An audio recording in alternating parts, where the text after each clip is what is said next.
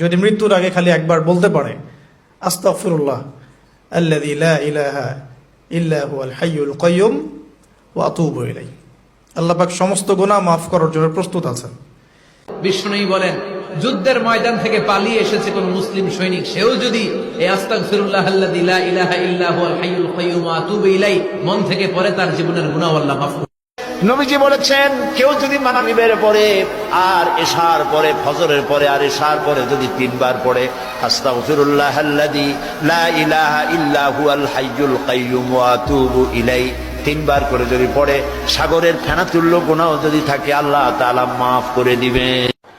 যেই ব্যক্তি প্রতিদিন 11 বার বলবে লা হাওলা ওয়ালা কুওয়াতা ইল্লা বিল্লাহিল আলিয়্যিল আযীম,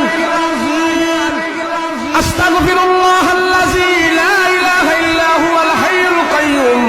ওয়া আতুবু ইলাইহি লা হাওলা ওয়ালা কুওয়াতা ইল্লা বিল্লাহিল আলিয়্যিল আযীম। রাসূল সাল্লাল্লাহু আলাইহি ওয়াসাল্লাম বলেন, আমার উম্মতেরা প্রতিদিন যদি কেউ 11 বার এই আমলটা করে, সকালে বিকালে যদি কেউ এই